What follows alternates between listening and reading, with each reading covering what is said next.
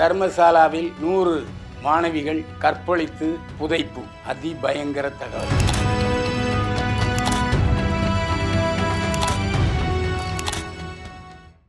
அறுவை சிகிச்சையில் கத்தை என்பது வரலாறு, ரோபோட்டிக் சர்ஜரி என்பது இன்றைய கூறு. தங்கம் புற்றுநோய் சிகிச்சை மையம், நாமக்கல் மற்றும் கான்பூர். என்னை வாழ வைத்துக் கொண்டிருக்கும் யூடியூப் சேனல் நேயர்களுக்கு நன்றியும் வணக்கமும். தர்மசாலாவில் 100 மாணவிகள் கற்பழித்து புதைப்பு. அதிபயங்கர தகவல்கள். கர்நாடக மாநிலம் தென்கனரா மாவட்டத்தில் மஞ்சுநாதா கோயில் என்ற தர்மசாலா ஸ்தலம் உள்ளது. தென் மாநிலங்களில் அதிகமான சுற்றுலா பயணிகள் பக்தர்கள் வரும் கோயிலாக மஞ்சுநாதா கோயில் விளங்கி வருகிறது. பிரபல அரசியல் தலைவர்கள், கிரிக்கெட் வீரர்கள், சினிமா நடிகர்கள் மற்றும் பொதுமக்கள் தினமும் பல்லாயிரக்கணக்கான மக்கள் மஞ்சுநாதா கோயிலுக்கு வந்து செல்கிறார்கள். இந்த நிலையில் தர்மசாலா கோயிலுக்கு சொந்தமான இடத்தில் 100க்கும் மேற்பட்ட பெண்கள், குறிப்பாக மாணவிகள் கற்பழிக்கப்பட்டு கொடூரமான நிலையில் புதைக்கப்பட்டு உள்ளனர் என்ற தகவலை தர்மசாலா ஊழியர் ஒருவரே தெரிவித்தது மிகவும் அதிர்ச்சி அலைகளை ஏற்படுத்தி இருக்கிறது. இது குறித்து கோயிலில் பணியாற்றிய முன்னாள் துப்புரவு பணியாளர் ஒருவர் கோர்ட்டில் சாட்சியம் சொன்னார். கடந்த ஜூன் 3ஆம் தேதி இதற்கான புகார்களுக்கு அடிப்படையான ஆதாரங்களை அவர் அனுப்பியிருக்கிறார் நீதிமன்றத்துக்கு. இதைத் தொடர்ந்து அந்த ஊழியர் மங்களூரு நீதிமன்றத்தில் ஆஜராகி சாட்சியம் அளித்தார். 1998 முதல் 2014ஆம் ஆண்டு வரை தர்மசாலா கோயில் வளாகத்தில் 100 பெண்கள், குறிப்பாக மாணவிகள் நிர்வாண நிலையில் கற்பழிக்கப்பட்டு நக காயங்களுடன் நிர்வாண நிலையில் புதைக்கப்பட்டதாக அந்த ஊழியர் தெரிவித்திருக்கிறார். இந்த சம்பவங்களில் பெண்கள் எரித்து நிர்வாணப்படுத்தி புதையூட்டப்பட்ட சம்பவங்களில் கோயில் நிர்வாக அதிகாரிகளுக்கு சம்பந்தம் இருப்பதாக அவர் சாட்சியம் கூறினார். மிகுந்த செல்வாக்கு உள்ளவர்கள் தன்னை நிர்பந்தப்படுத்தியதால், வற்புறுத்தியதால் நான் அந்த பெண்களின் சடலத்தை புதைத்தேன் என்று கோவில் துப்புரவு பணியாளர் சொல்லியிருக்கிறார். இதைத் தொடர்ந்து ஜூலை 4ஆம் தேதி வழக்கு பதிவு செய்து போலீசார் விசாரணை மேற்கொண்டனர். இதைத் தொடர்ந்து ஜூலை 13ஆம் தேதி புகார் கொடுத்து சாட்சியை அளித்தவர் உடல் முழுக்க போர்வை போற்றி கொண்டு யார் என்பது தெரியாமல் நீதிமன்றத்துக்கு வந்தார். மாஜிஸ்ட்ரேட் முன்பு ஆஜராகி வாக்குமூலம் அளித்தார். இந்த படுகொலை சம்பவங்களில் கோயில் நிர்வாக அதிகாரிகள் மற்றும் மிகப்பெரிய அதிகாரத்தில் இருப்பவர்கள் சம்பந்தப்பட்டிருப்பதால் நான் புகார் கொடுத்தால் என் மீதே அந்த புகாரை திருப்பி என்னை பழிவாங்கி தண்டனைக்கு ஆளாவார்கள் என்று நான் பயந்து போயிருந்தேன்.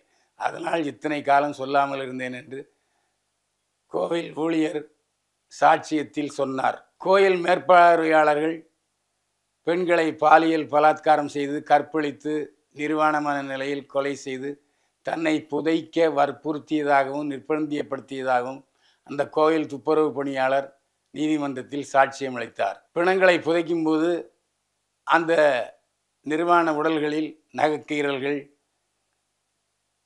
உடலின் எல்லா பகுதியிலும் இருப்பதாக துப்புரவு பணியாளர் நீதிமன்றத்தில் சாட்சியம் அளித்தார். இதுபோன்ற பயங்கரமான வேலைகளை செய்ய சொன்னதால் நான் ஆந்திராவிலிருந்து அண்டை மாநிலத்துக்கு சென்று இத்தனை காலம் தலைமுறையாக பதுங்கி இருந்ததாக அவர் நீதிமன்றத்தில் சாட்சியம் அளித்தார். எனக்கு போதிய பாதுகாப்பு தருவதாக இருந்தால் நான் பல திடுக்கிடும் அதிர்ச்சியான தகவல்களை நான் போற்றாரிடம் தெரிவிப்பேன் என்றும் அவர் சொன்னார். இந்த சம்பவம் குறித்து கர்நாடக மாநில மகளிர் மேம்பாட்டு ஆணைய தலைவர் நாகலட்சுமி சௌத்ரி விசாரணை செய்ய வேண்டும் என்று சொல்லி முதல்வர் சித்தராமையாவுக்கு சொல்லியிருப்பதாக நீதிமன்றத்தில் தகவல் தெரிவிக்கப்பட்டது. காணாமல் போனவர்கள் அல்லது இறந்தவர்கள் குறித்து தகவல்கள் காவல்துறையினரை தெரிவிக்கப்படுமேயானால் அது பற்றி தொடர்ந்து விசாரணை நடைபெறும், உரியவர்களுக்கு தண்டனை தரப்படும் என்று கர்நாடக அரசு தெரிவித்துள்ளது. இது பற்றி காவல்துறையிலும் உயரதிகாரியிடமும் புகார் கொடுத்தால் அவர்கள் இதை கண்டுகொள்வதே இல்லை, அந்த மனுவை கிழித்து எங்கள் முகத்திலேயே விட்டெறிந்தார்கள் என்று நீதிமன்றத்தில் சாட்சியம் அளித்தவர் தெரிவித்தார். இது குறித்து அந்த ஊழியரின் வழக்கறிஞர் முதல்வர் சித்தராமையாவை சந்தித்து சிறப்பு புலனாய்வு துறை விசாரணைக்கு உத்தரவிட வேண்டும் என்று கேட்டுக்கொள்ள இருப்பதாக தெரிவித்தார்கள். இந்த விவகாரத்தில் வழக்கு விசாரணையை போலீசார் திட்டமிட்டே தாமதப்படுத்தி வருவதால் கூடுதல் டிஜிபி தலைமையில் ஒரு சிறப்பு புலனாய்வு குழு, தடவியல் குழு அமைத்து ஓய்வு பெற்ற நீதிபதி தலைமையில் விசாரணை நடைபெற்றால்தான் உண்மைகள் வெளிவரும் என்று வழக்கறிஞர் குழு தெரிவித்தது. இந்த நிலையில் தென் தட்சிண கன்னடா மாவட்டத்தை சேர்ந்த போலீஸ் சூப்பரண்டு செய்தியாளரிடம் பேசினார். 100க்கும் மேற்பட்ட பெண்களை நிர்வாணப்படுத்தி கற்பழித்து புதைக்கப்பட்டதாக சொன்ன புகார்தாரர் இப்போது எங்கிருக்கிறார் என்பது தெரியவில்லை. அவரை முதலில் தேடி கண்டறிவோம். ஆனாலும் அவர் கூறிய இடத்தில் குழி தோண்டி அங்கே நிர்வாண உடல்கள் இருக்கிறதா என்பதை கண்டறிவோம் என்றார் மாவட்ட போலீஸ் சூப்பரண்டு. மேலும் புதைக்கப்பட்ட பிணங்களை தோண்டி எடுப்பது சாதாரணமான விஷயமல்ல. எந்த சட்ட நடைமுறைகளும் எடுக்காமல் நடவடிக்கை எடுக்க முடியாது. நீதிமன்றத்திலும் மனு தாக்கல் செய்யப்பட்டது. இது தொடர்பாக விசாரணைக்கு உத்தரவிடப்பட்டிருக்கிறது.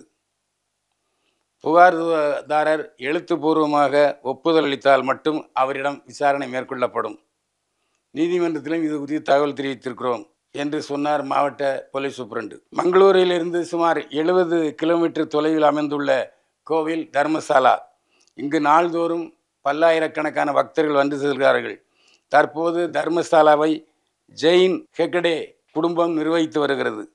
தர்மசாலா கோவிலின் பரம்பரை நிர்வாகி மாநிலங்களவை உறுப்பினர் வீரேந்திர ஹெக்டே. செல்வாக்கு மற்றும் அரசியல் செல்வாக்குகளுக்கு பின்னணியில் அமைந்துள்ள தர்மசாலாவில் பெண்கள் பாலியல் கொடுமைப்படுத்தப்பட்டு கொலை செய்யப்பட்டு புதைக்கப்பட்ட சம்பவம் மிகுந்த பரபரப்பை ஏற்படுத்தி இருக்கிறது. தினமும் பல்லாயிரக்கணக்கான பக்தர்கள் கோவிலை தரிசிக்க வரும் சூழ்நிலையில் தர்மசாலாவில் இப்படிப்பட்ட பாலியல் கொடுமை நடந்திருக்கும் சம்பவம் இந்தியா முழுவதும் அதிர்ச்சி அலைகளை ஏற்படுத்தியுள்ளது. நேயர்களே, இதுபோன்ற தகவலை தொடர்ந்து அறிந்து கொள்ள கிங் சேனலை சப்ஸ்கிரைப் பண்ணுங்கள், ஷேர் பண்ணுங்கள். மீண்டும் சந்திப்போம். வாழ்க வளமுடன். அறுவை சிகிச்சையில் கத்தை என்பது வரலாறு. ரோபோட்டிக் சர்ஜரி என்பது இன்றைய கூறு. தங்கம் புற்றுநோய் சிகிச்சை மையம், நாமக்கல் மற்றும் கான்பூர்.